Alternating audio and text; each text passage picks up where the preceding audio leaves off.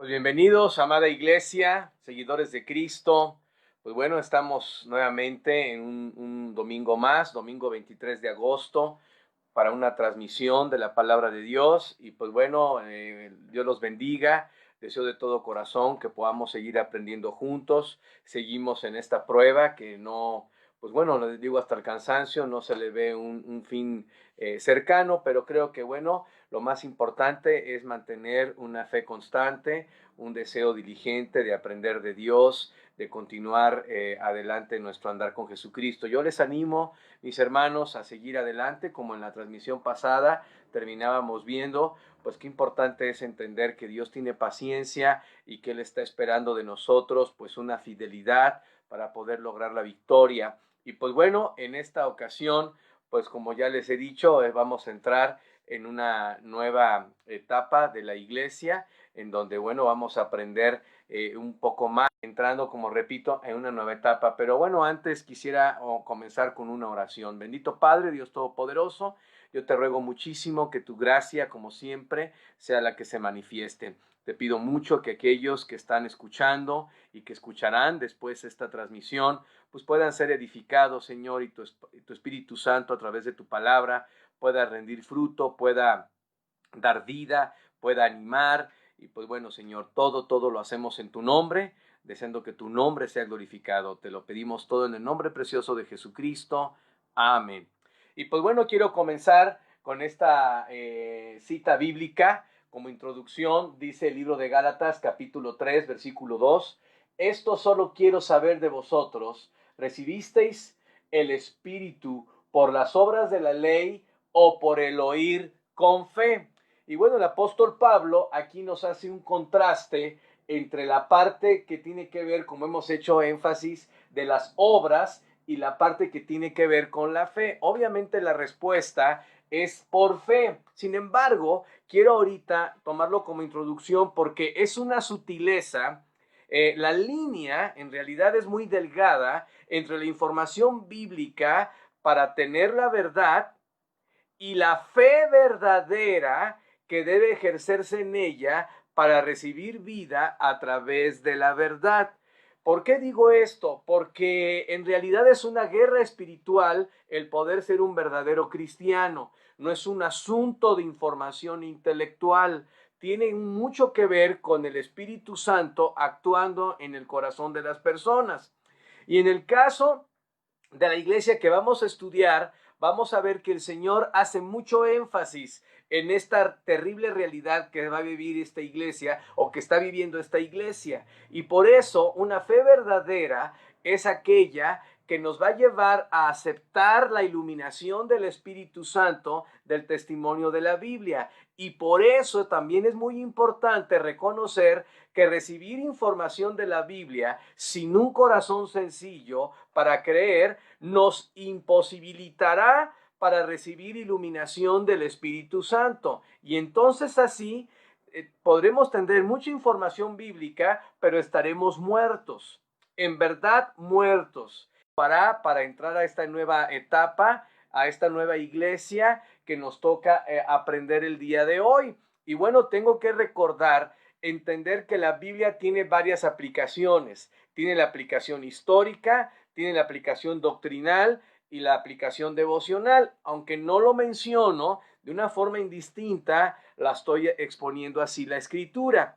En el sentido histórico, tenemos que recordar que en verdad hay 7 iglesias que están en Asia Menor y que son iglesias que se fundaron en el tiempo de la era apostólica y que cuando Juan estaba ya preso en la isla de Patmos y recibió la instrucción de escribir, esto no lo podemos dejar de tener en mente y ubicar. Entonces, tanto Éfeso, Esmirna, Pérgamo, Tiatira y Sardis son iglesias locales que existen en el primer siglo y que están allí siendo usadas por Dios y escogidas especialmente por Dios para dejar estos 7 mensajes, a los cuales ya les hemos ocupado mucho tiempo hablando de las últimas 4 iglesias. Pero ahora vemos aquí en el libro de Apocalipsis, capítulo 3, versículo 1, escribe al ángel de la iglesia en Sardis. Entonces vamos a hablar ahora de esta iglesia.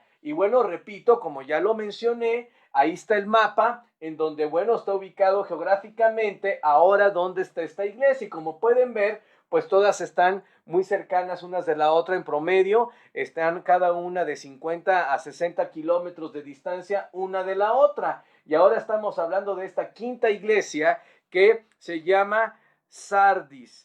Entonces, ¿cómo vamos a mencionar ahora o cómo vamos a empezar a ver como título de esta iglesia?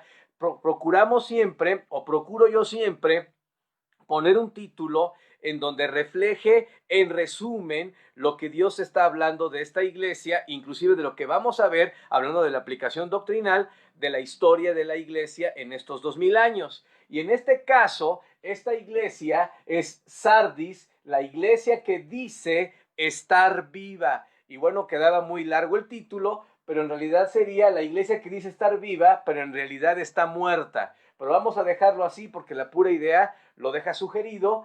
Sardis, la iglesia que dice estar viva. Y bueno, como siempre, vamos a empezar primeramente hablando de la ciudad de Sardis, porque como dije, estas iglesias históricamente existieron, estuvieron ubicadas en esta área de Turquía, o ahora Turquía, en ese tiempo Asia Menor. ¿Y qué podemos decir de Sardis? Bueno, esta ciudad está ubicada a 40 kilómetros al sureste de Tiatira, iglesia que estudiamos ya por varias ocasiones en transmisiones pasadas, y a unos 50 kilómetros al este de Esmirna. Era una ciudad fabulosamente rica.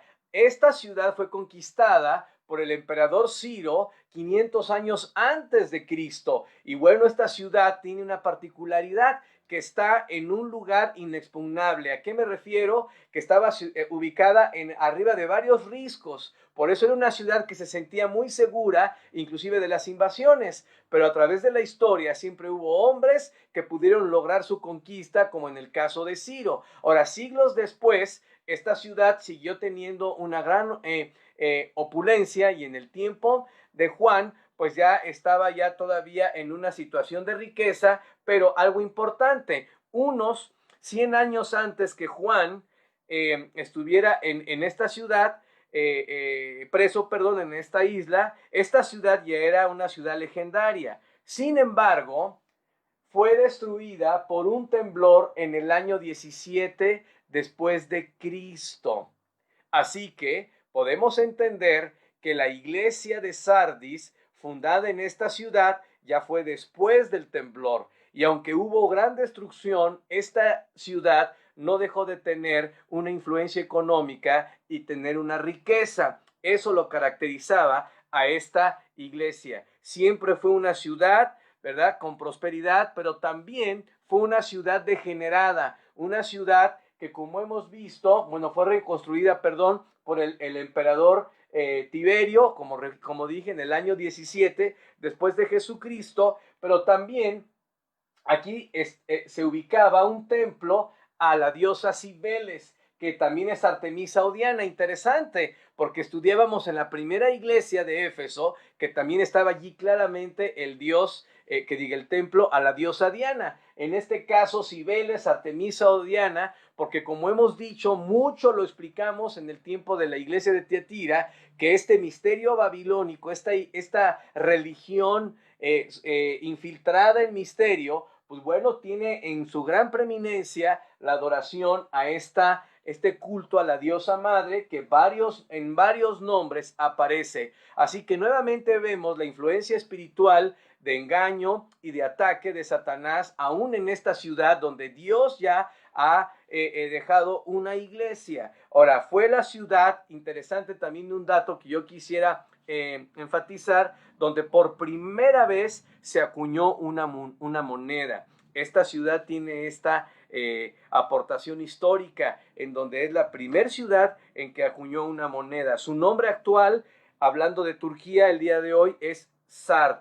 Pero bueno, eso es lo que podemos decir brevemente de esta ciudad. No hay mucho que decir, pues tienen la similaridad de la cultura y el tiempo de esa época, con estos templos, con el control romano, y bueno, con mucha idolatría, mucho paganismo. Es el ambiente, en verdad, de todo ese tiempo en donde Dios está haciendo su obra a través del Evangelio y de sus siervos, predicando con amor y denuedo. Pero ahora quiero que veamos lo que es la iglesia de Sardis, la iglesia de Sardis. Y bueno, su origen de esta iglesia se cree fue fruto del trabajo en la iglesia de Éfeso. Como dije, pues las cercanías están ahí evidentes y pues bueno, una iglesia fuerte porque el pastor fue Juan y luego sus discípulos, luego vemos a Policarpo yéndose a Esmirna, como hemos estudiado. Entonces obviamente era una zona de gran trabajo para la siembra del evangelio y lo más seguro que podríamos considerar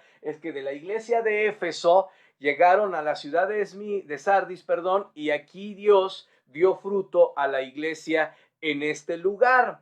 Sin embargo, bueno, la escritura no da testimonio de esta iglesia en el libro de los Hechos, pero como digo, eso es lo que pudo haber sucedido. Ahora, lo importante es entender, lo que sí es un hecho, mis hermanos, es que ya había una iglesia en este lugar cuando Juan estaba preso en la isla de Patmos. Y tan es así que por ello el Señor Jesucristo le escribe una carta a través de su siervo Juan, evidenciando que históricamente en Sardis había ya pueblo de Dios en ese lugar. Lo que es un hecho que también la carta de Apocalipsis nos enseña, porque no hay mucha información histórica, es que la iglesia, la membresía de esta iglesia, crecía, pero estaba muerta. ¿Por qué? Porque como dije en la introducción, la línea es muy delgada entre entender lo que es lo intelectual y lo que es creer en esa información para que el Espíritu Santo dé vida. Y bueno, vemos que aún desde el comienzo Dios escogió esta iglesia para darnos una enseñanza del tiempo de la historia de la iglesia que más adelante en otras transmisiones iremos reflexionando y aprendiendo. Pero bueno, ahora ¿de qué vamos a hablar? Vamos a hablar de Cristo, porque hemos visto también que en cada carta, a cada iglesia, Dios se le presenta con un perfil, con una característica que esta iglesia necesita conocer de su Señor, de su Salvador. Y hemos visto que en verdad pone el dedo en la llaga el Señor Jesucristo con esta característica que Él revela hacia esa iglesia, mostrando cuál era su gran necesidad o cuál era su carencia. Entonces, en este caso, vamos a ver en el libro de Apocalipsis, capítulo 3, versículo 1,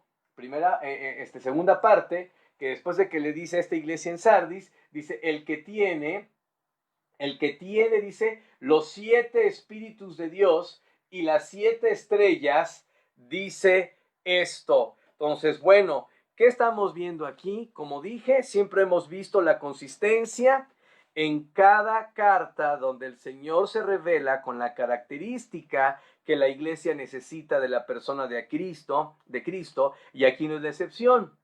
Y la primera cualidad en la que Dios aquí se revela y se presenta ante esta iglesia es el que tiene los 7 espíritus de Dios. El que tiene los 7 espíritus de Dios. Y bueno, en este respecto, vemos que esta iglesia necesitaba, así dice la Escritura, los 7 espíritus de Dios.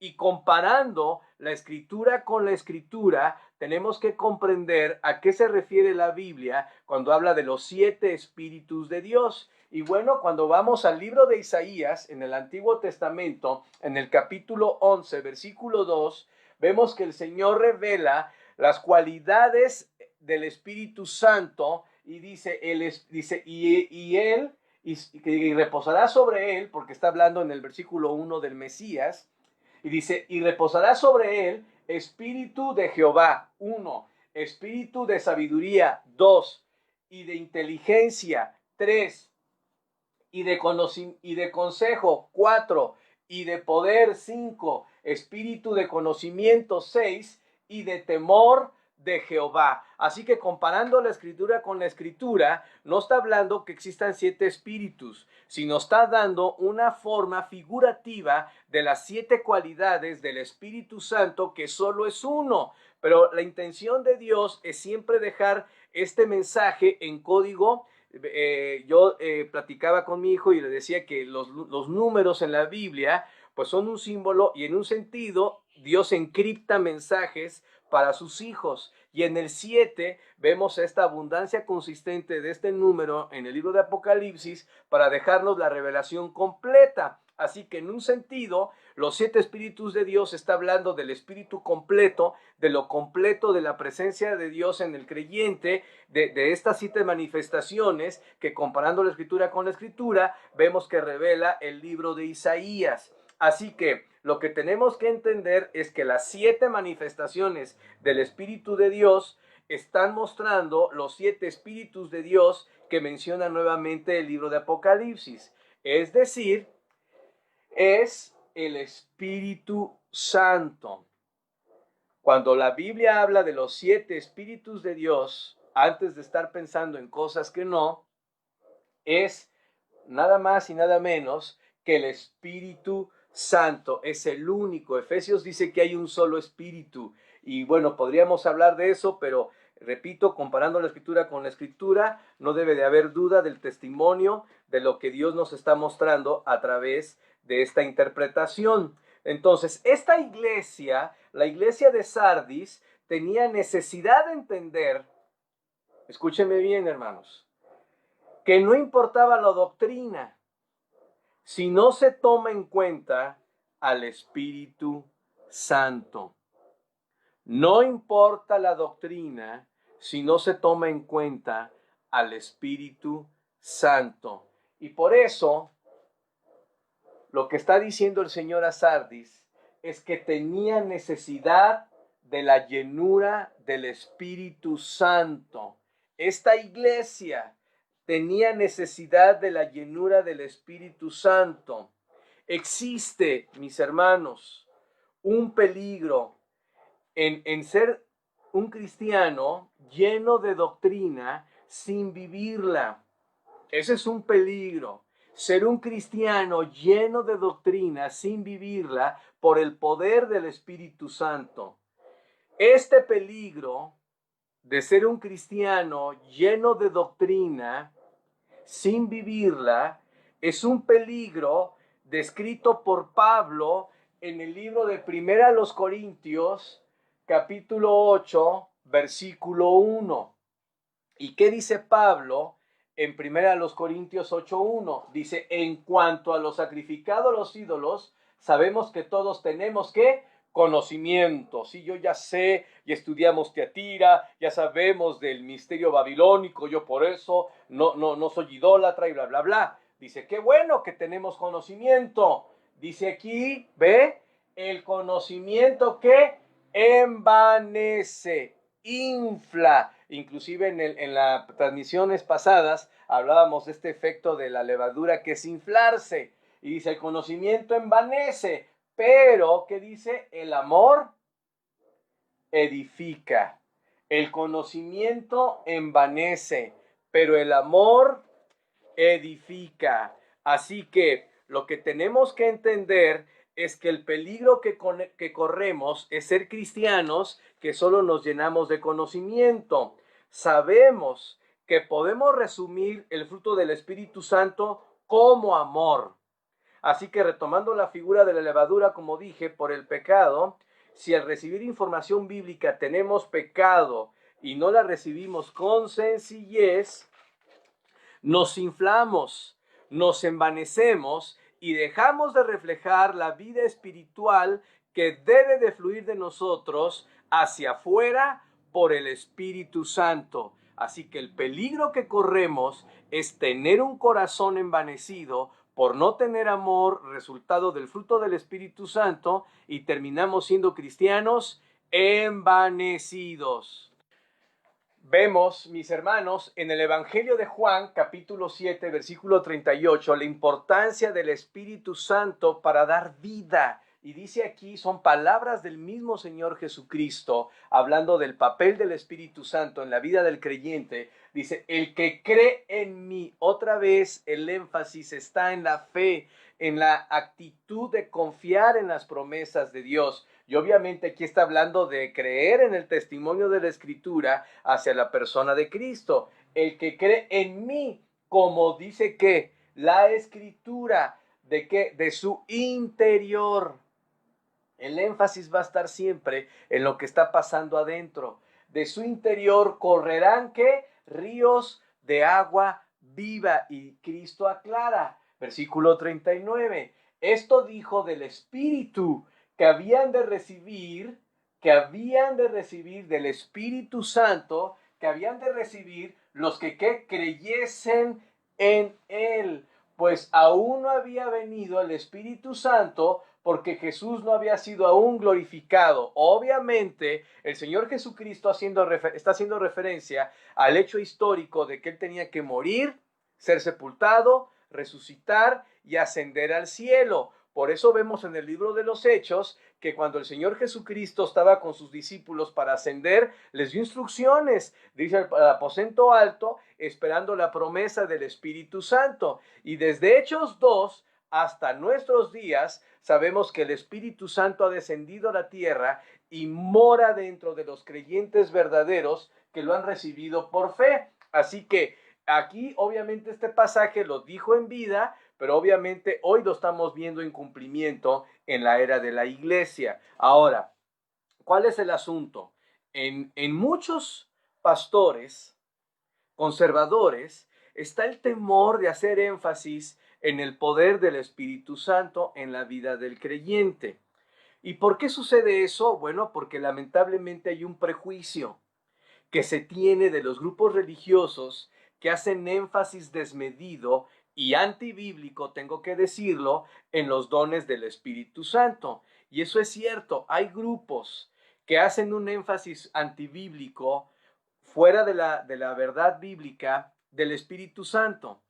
Y eso ha provocado que muchos pastores sinceros de sana doctrina ignoren o no hablen de la importancia del papel del Espíritu Santo en la vida del creyente. No podemos irnos al extremo de ignorar que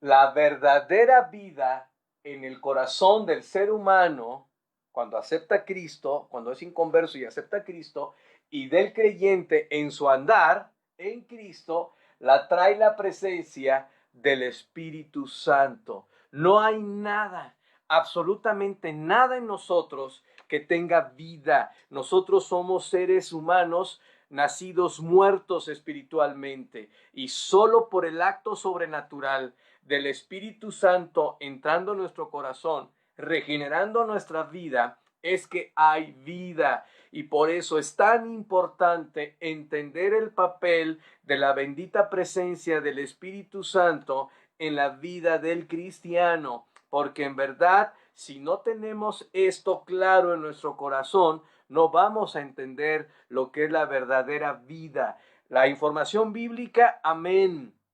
Es importante, amén. A mí me encanta, es mi pasión escudriñar las escrituras. Inclusive es mi convicción que mientras más información recibe una persona de la verdad, más fácil va a llegar a recibir a Jesucristo. Pero jamás de los jamases una persona, por el simple hecho de recibir información de la Biblia y repetirla, quiere decir que tiene vida. Eso es solo el Espíritu Santo quien da la vida en el corazón de las personas. Y por eso la oración por los seres queridos, por las personas que amamos, para que sean salvas, es muy importante, porque al final del día nosotros no somos nadie para que una persona pueda tener vida en su corazón. Es Dios y solo Dios, actuando por el poder de su Espíritu Santo y su palabra, quien revela la verdad y da vida a los corazones. Ahora, en la carta a los Romanos, es la carta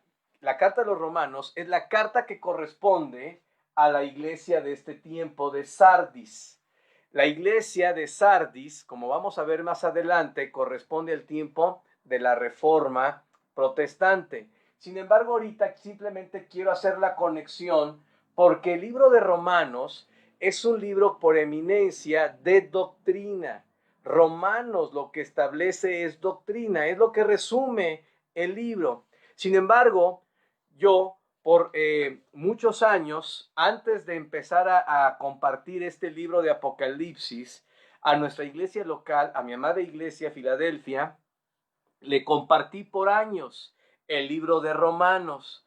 Y una de las cosas, al escudriñar este precioso libro, vi la importancia de entender que el resumen y el énfasis que hace Pablo en este libro era ver cómo ser cristiano sin ser religioso. O sea, es interesante, porque aunque el libro de Romanos es el libro que por definición da la doctrina, también es un libro que en cada capítulo hace hincapié en la importancia del interior y de las decisiones de corazón para que el Espíritu Santo haga la obra.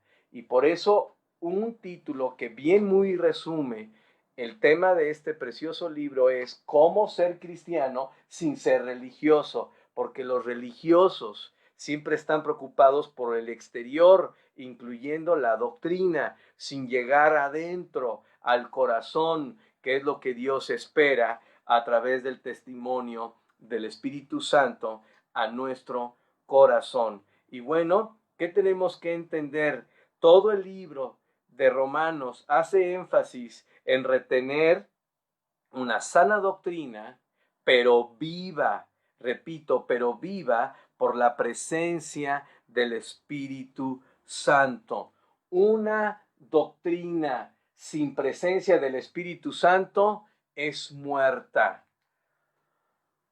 Una doctrina que llega a la mente pero no baja al corazón, repito, una doctrina que llega a la mente pero no baja al corazón es muerta. Y también una persona con mucho conocimiento bíblico sin poner el corazón en lo que conoce es un cabezón. Y esto es muy importante entenderlo. Mucho cristiano se jacta de su conocimiento bíblico, pero no vive el amor de Cristo hacia su prójimo. No tiene una verdadera carga por la gente que está muriendo sin Cristo. Tú, mi hermano que me escuchas, te lo digo con amor. Yo creo, y se los digo desde ahorita, mi amada Iglesia Bautista Filadelfia, yo creo, y creo que ya lo había dicho en otros contextos, que esta iglesia que vamos a estudiar de Sardis es la que da el perfil de nuestra iglesia. Somos una iglesia bendecida por la doctrina, por el conocimiento, por entender en verdad las formas de aplicar la Biblia. Por muchos años hemos sido instruidos del discipulado, de cursos, y amén, eso es hermoso, es un don, es una gracia, pero si no se está bajando al corazón y no está produciendo pasión por Cristo, amor por las personas, carga por hablar de Él, entonces estamos en un peligro que Dios está dándole a esta iglesia de Sardis y que tenemos que tener cuidado, porque una doctrina sin la presencia del Espíritu Santo es muerta. Una doctrina que llega a la mente pero no baja al corazón es muerta. Una persona con mucho conocimiento bíblico, sin poner el corazón en lo que conoce, es un cabezón.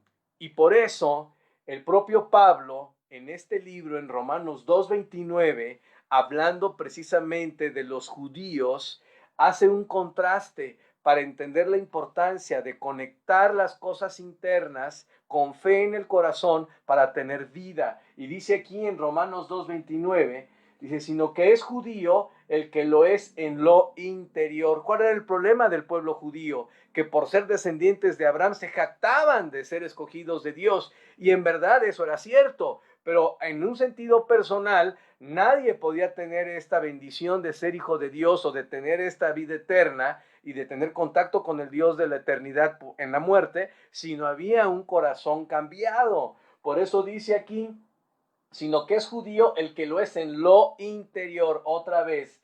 Y la circuncisión es la del corazón, en espíritu, no en letra. Ahí está la importancia que le da la Biblia a las actitudes internas. Y ese es el anhelo de mi corazón. Esta es mi oración para que lo que estudiemos y aprendamos de la Biblia nos lleve a un verdadero deseo de amar a Dios y de buscarle, la alabanza del cual no viene de los hombres, sino de Dios. ¿Por qué? Porque tiene que ver con lo de adentro y Dios mira lo que está adentro. Dios no está preocupado por nuestra religión, no está preocupado por nuestras prácticas, está preocupado por lo que está pasando dentro de nuestro corazón, está preocupado por cómo tomamos decisiones a favor de nuestra vida santificada, guardando nuestro corazón del pecado, pero también apartando nuestro tiempo y nuestra pasión para servirle,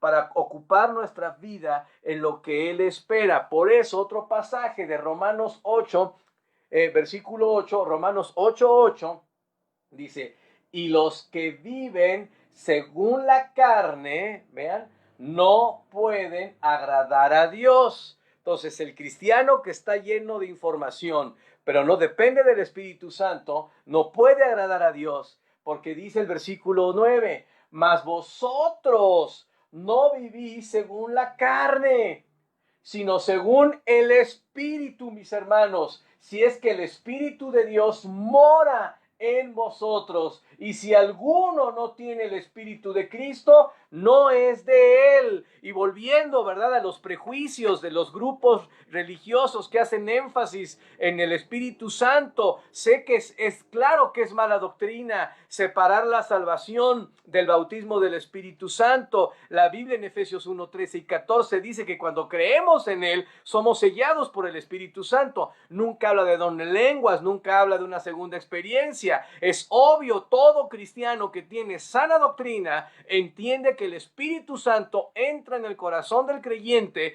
cuando lo acepta a Jesucristo como Salvador. Sin embargo, es muy lamentable que muchos cristianos no reflejan su fruto del Espíritu. No se ve que el Espíritu Santo esté actuando en sus vidas. Conocen mucho de la Biblia, pero no están viviendo la sencillez de la vida en el Espíritu. Y como dice el pasaje, y si alguno no tiene el Espíritu de Cristo, no es de Él. Por eso es mala doctrina decir que un cristiano después tiene que recibir al Espíritu Santo, porque entonces si no tiene el Espíritu Santo no es cristiano. Entonces es una contradicción. Por definición, un cristiano tiene el Espíritu de Cristo en su corazón y ese se recibe en el acto mismo de la salvación. Es todo un paquete que Dios nos entrega a través de nuestra fe en el Evangelio, en la persona de nuestro maravilloso Salvador Jesucristo. Ahora, lamentablemente, hay muchos bautistas que, como dijeran algunos pentecosteses hermanos que aman al Señor, yo conozco mínimo uno que es un pentecostés que tiene una pasión y un corazón que me da vergüenza decirlo, mucho mayor que yo, hacia las almas. Como dijeran algunos hermanos pentecosteses, somos bautisfríos o bautismuertos. Y bueno, aunque en verdad puede hacerse como un sarcasmo, es lamentable muchas veces irnos a ese extremo.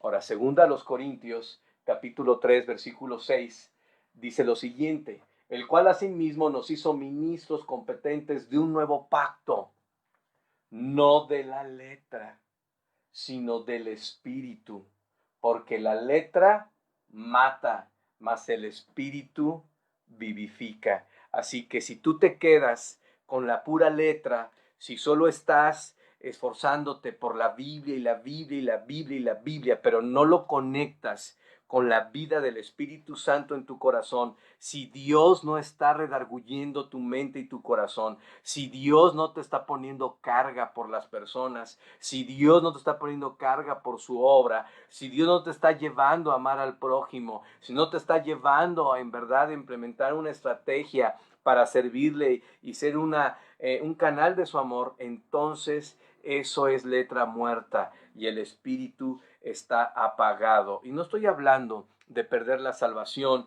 ni que tú no seas cristiano. Estoy hablando del peligro de vivir una vida en la carne sin dejar el control del Espíritu Santo en nuestra vida, porque es el Espíritu Santo quien debe de dar vida a nosotros. Y creo que por esto podemos saber, mis hermanos, y lo digo con tristeza, que hay muchos que no son cristianos en las iglesias, ya que no se les ve vida, no hay fruto del Espíritu Santo.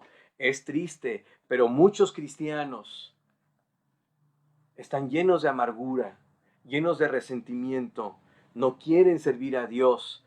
¿Por qué?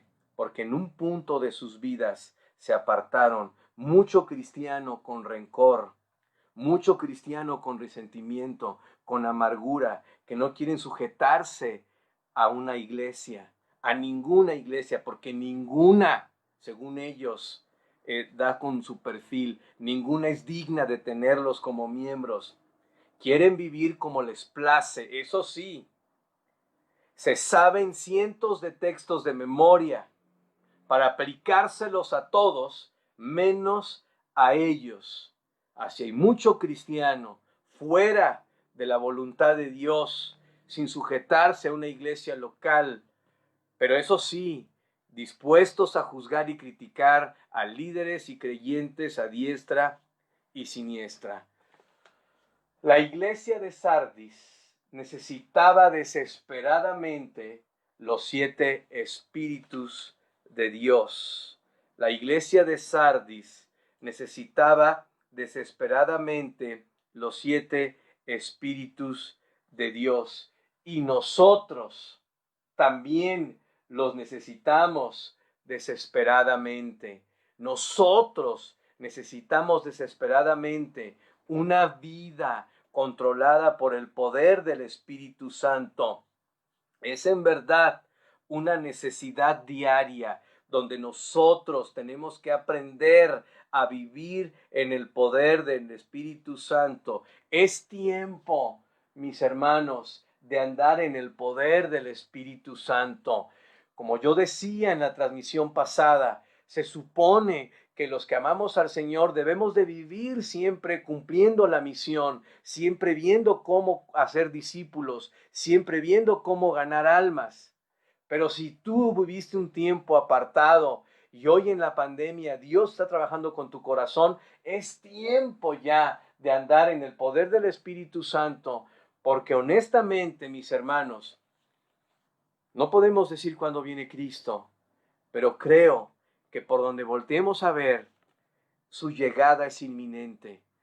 Y lo que tenemos que estar haciendo es viviendo en el poder de Él. Por eso debemos estar muriendo a nosotros mismos y a nuestra religiosidad. Tenemos que morir a nuestras metas, a nuestro orgullo, a nuestros planes, para dejar que el Señor cumpla los suyos en nuestro corazón. Es el tiempo en que cada uno de nosotros puede tomar decisiones para hacer la diferencia en un mundo perdido y apartado de la verdad del Evangelio. Así que una gran necesidad que tenía la iglesia de Sardis era la presencia del Espíritu Santo.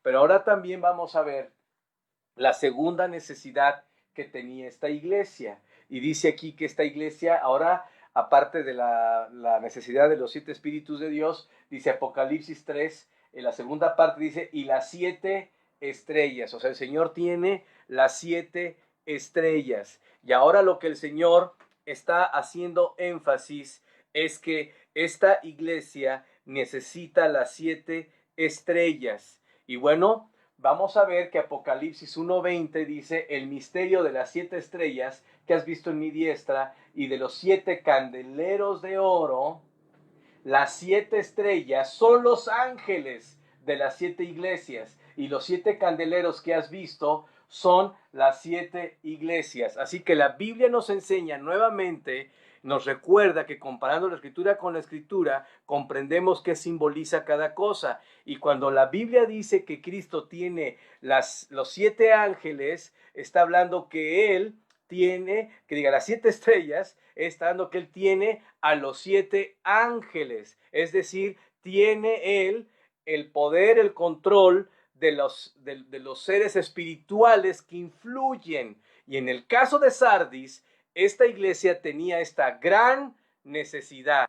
Así que, hermanos, lo que podemos entender y lo podemos comprender es que las estrellas son los representantes celestiales de las iglesias.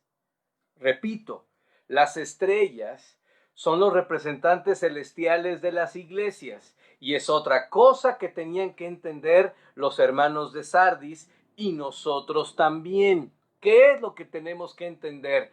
¿Qué era lo que tenía que entender la iglesia de Sardis? Bueno, pues que el enemigo no era el mundo o las personas, sino huestes espirituales de maldad. El enemigo no era el mundo o las personas, sino huestes espirituales de maldad. Y por eso nosotros tenemos que armar con estos pensamientos nuestra vida, dejando que el poder del Espíritu Santo nos lleve a este mundo espiritual con la victoria por depender de Él internamente y no solo de la información bíblica, porque estamos en una guerra espiritual. Ahora, cuando veamos la historia que corresponde a esta iglesia, que como ya lo dije, es el tiempo de la Reforma Protestante, vamos a ver cuánta necesidad necesitaban los reformadores de saber esto. Necesitaban saber que el enemigo no era Roma, sino huestes espirituales de maldad. En tu andar espiritual, en tu andar con Dios, mi amado hermano, te quiero hacer una pregunta. ¿Sabes en verdad quién es tu enemigo? En tu andar espiritual, en tu andar con Dios, ¿sabes identificar bien quién es tu enemigo? Este punto es algo que siempre tenemos que recordar. La guerra es espiritual. Puedo decirles, en mi caso, mis amados hermanos, que por la gracia de Dios llevo más de 20 años siendo pastor de la misma iglesia. Y algo que he observado es la triste derrota de buenos hermanos en la guerra espiritual, ser derrotados por no entender, escúchame bien, porque todos seguimos en esta guerra, por no entender que el enemigo es el mismo diablo. El enemigo es el diablo, no los hermanos, y mucho menos su pastor. El enemigo es el diablo, y él quiere que así sea, que tú veas que el enemigo es el hermano o el pastor, porque él quiere que así sea en tu mente para llevarte a la derrota. Inclusive, debo serles muy honesto, que ha habido muchas veces que me he sentido atacado personalmente, y los ataques los he sentido como si fueran hacia mi persona, y siempre he tenido que recordar que no es personal. Los ataques del diablo me están llevando a pensar que es personal, pero luego el Señor me recuerda, solo tienes un enemigo, y ese es el diablo. Así que, mi hermano, no lo tomes personal, porque hay un enemigo que quiere que lo tomemos personal. Hay un enemigo que quiere que lo tomemos personal. Así que no tomes personal las cosas. Si tú ahorita te estás sintiendo atacado o agredido por un hermano, que ahorita, pues bueno, en la pandemia, pues bueno, no hemos podido reunirnos, y esto creo que ha dado un poco de tregua quizás en ese sentido, porque en las relaciones interpersonales, como son dos personas que somos pecadoras, pues siempre hay un riesgo de ofendernos, de lastimarnos. Pero aquí lo importante es entender que el diablo usa mi debilidad y tu debilidad para ponernos en contra y empezar a tomarlo personal cuando no entendemos que el enemigo es el diablo. Y en este tiempo que vamos a estudiar de la Reforma, era un aspecto que estaba bien evidente en los eventos históricos que estudiaremos, pero en realidad eso es una realidad que tú y yo podemos estar viviendo ahorita o que en su momento podremos vivir. Tenemos que entender que el enemigo es el diablo. Si tomas personal las cosas, pronto, muy pronto, vas a ser derrotado por el diablo.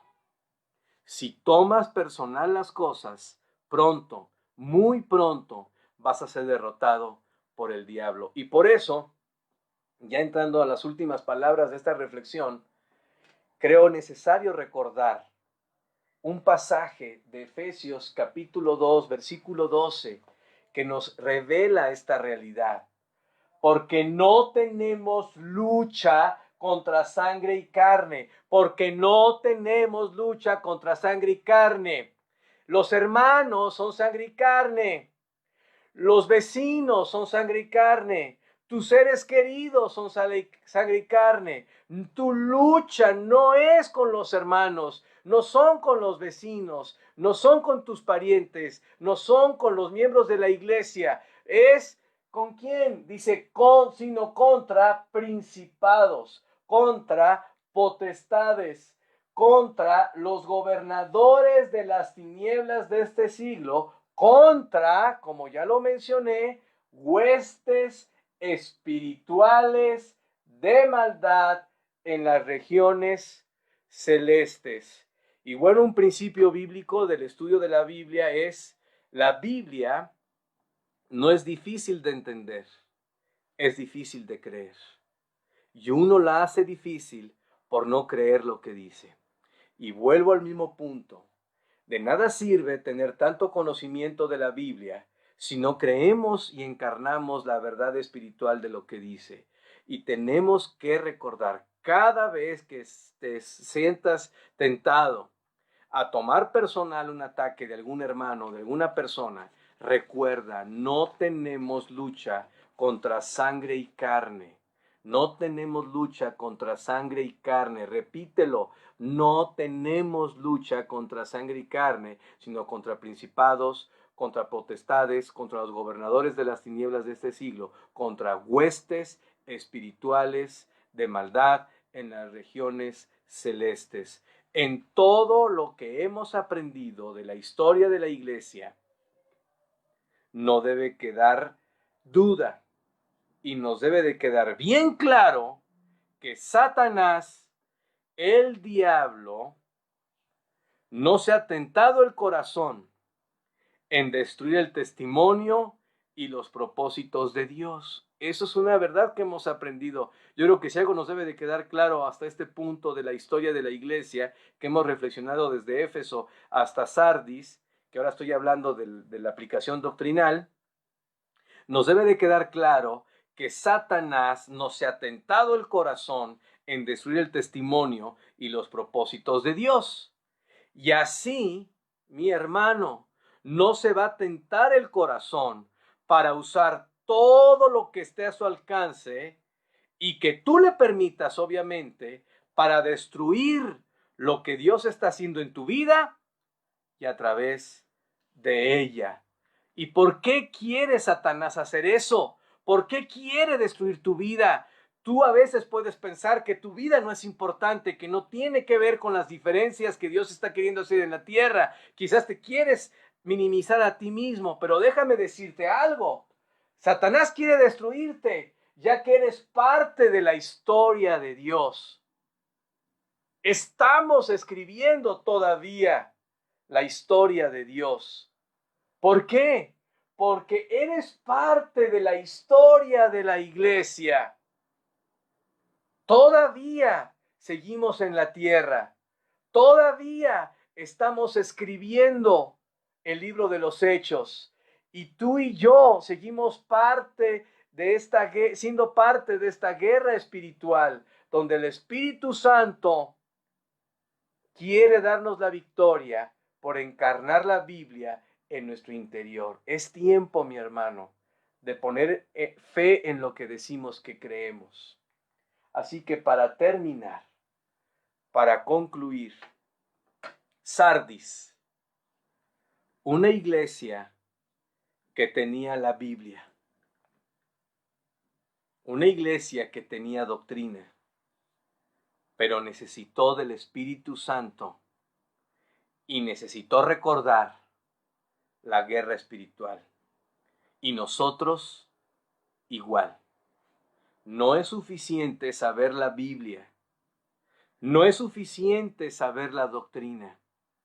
Debemos morir a nosotros cada día y dejar el control del Espíritu Santo en cada detalle de nuestras vidas, entendiendo que nuestro enemigo no va a vacilar en destruirnos. Y es mi oración, mis amados hermanos, que este precioso libro no solo sea una información intelectual, sino que todos esos años en los que la palabra de Dios ha sido invertida en tu corazón y en tu mente, den fruto por el poder del Espíritu Santo. Hoy más que nunca, amada iglesia, se debe demostrar ese tiempo que hemos invertido en la palabra de Dios dando fruto. Anhelamos de todo corazón poder reunirnos pronto, pero si eso no se da, lo más importante es entender que cada uno de nosotros somos la iglesia y tú en tu trinchera, en tu lugar, puedes vivir la vida cristiana con poder, porque ha habido años invertidos en la instrucción de la palabra, pero ahora tiene que ser evidencia de vida por el poder del Espíritu Santo. Así que mis hermanos, pues bueno, gracias a Dios hemos visto nuevamente una enseñanza más. Vamos a orar para poner en las manos de Dios nuestra vida como iglesia, y aquella persona, seguidor de Jesucristo, amigo que está escuchando, pues es lo mismo. La vida en el corazón del ser humano comienza cuando en verdad aceptamos por fe a Jesucristo y el Espíritu Santo viene y mora dentro de nosotros. Padre bendito, Dios Todopoderoso, te doy muchas gracias porque hemos llegado a una carta, a una iglesia que, como lo dije, creo yo, en muchos sentidos nos identifica como iglesia local. Pero yo te ruego, Padre, que sea una oportunidad para poder tener vida. Yo te ruego, Padre, que como iglesia podamos ir aprendiendo y creciendo en el poder del Espíritu Santo, conectar lo que está en nuestra mente a nuestro corazón. Y si alguna persona está escuchando este mensaje y no te conoce, pues Padre, permite que ellos, por el testimonio de las Escrituras, de que tú, Señor, has dado la vida en la cruz y que no hay otro camino para la salvación, puedan identificarse con tu sangre, reconocerte como único y suficiente Salvador y invitarte a su corazón. Te ruego mucho, Dios, que tú siembres la verdad en cada persona que está escuchando. Te lo ruego en el nombre precioso de Jesucristo. Amén. Pues mis amados hermanos, otra transmisión más. Y repito, pues bueno, ya 23 de agosto, domingo 23 de agosto, ya estamos prácticamente ya a 10 días de que acabe el mes o menos. Y pues bueno, hay que estar orando. Los contagios, pues bueno, no se han disparado, pero siguen muy altos. Y pues bueno, estamos todavía, yo en lo personal estoy ya considerando, orando, para ver cuándo empezamos a reunirnos, aunque sea por familias o en porcentajes, pero estemos orando, hermanos, sigamos conectados en nuestros grupos de WhatsApp, de Messenger, el de oración. Y bueno, obviamente también, sin antes, les quiero recordar nuevamente que por favor, cada vez que hay una transmisión, pues bueno, reúnanse antes, preparando su corazón para ver el mensaje, oír la palabra de Dios, cantar también, ¿por qué no? Como familia, alabar a Dios, ya que no lo podemos hacer como congregación, y también, en la medida que puedan, pues compartir las transmisiones a quienes consideren que puede serles de bendición. Creo que ahorita son las herramientas que tenemos y que podemos tomar en cuenta para servir a Dios. Bendiciones a todos mis hermanos, que Dios me los bendiga, una excelente semana y a seguir fieles sirviendo y dando nuestra vida a nuestro Señor Jesucristo. Hasta la próxima transmisión, hermanos. Bye.